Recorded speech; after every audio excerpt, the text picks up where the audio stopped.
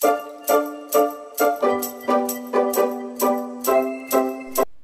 mga kamamshi! Hi everyone! So ayan mga kamamshi, today share tayo ng idea. So today is marami talagang chestnut kahit saang grocery. So ayan, napabay po ako ng konti. So ayan, maitry natin ikat sa inyo mga kamamshi. So ganyan lang muna siya. Dapat yung gunting natin is very talaga siya madaling makakat, and syempre ingat po kayo while magkakat mga kamamshi. So ayan, ganito siya. Cut nyo siya pag gitna mga kamamshi. So ayan. So parang ang hirap i-show sa inyo, baka maano yung kamay ko. Dapat kasi nahawakan siya. So basta alam niyo na mga kamamshi, ikat nyo lang siya sa gitna. So ganyan. So after nyan, so pag nag-buy ka dito mga kamamshi, per kilo po ito. So mura lang din siya, nasa 1 euro yata yung gram niya. By gram pala, na mali naman ako mga kamamshi. So ayan, ganyan muna. So ayan mga kamamshi, nakat ko na siya lahat. So isok po natin siya sa water. So ayan na yung ating water, ilagay natin dito. Tapos i-rest po natin mga 30 minutes or 1 hour if hindi na po nagmamadali mga kamamshi. So ako 30 minutes lang, kay nagmamadali na ako mga kamamshi.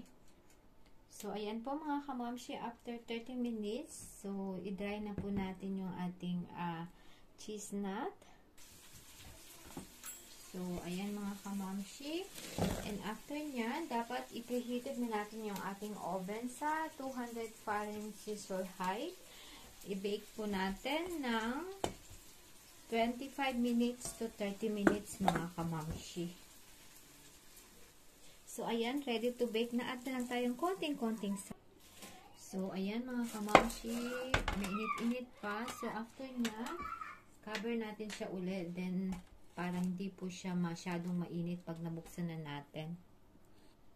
So mga kamamshi, pag hindi na siya mainit na masyado, pwede nyo na siyang ipiling. So ganito po siya. So hindi na masyadong mainit kasi nahawakan ko na siya.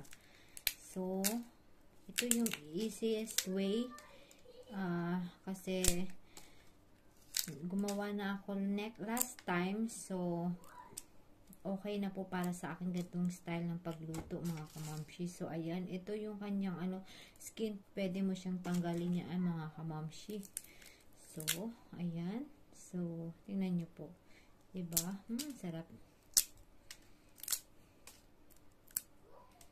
So ayan,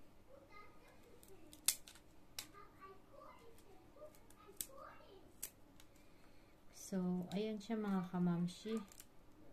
So, ganito ka ganda yung ating ginawang bake na cheese nut. So, try ko na kung tama na ba yung luto niya. So, ayan, tama na po ito mga kamamshi. Ganito yung 30 minutes, okay na po. So, if ever may mga ganitong balat, tanggalin nyo na lang mga kamamshi.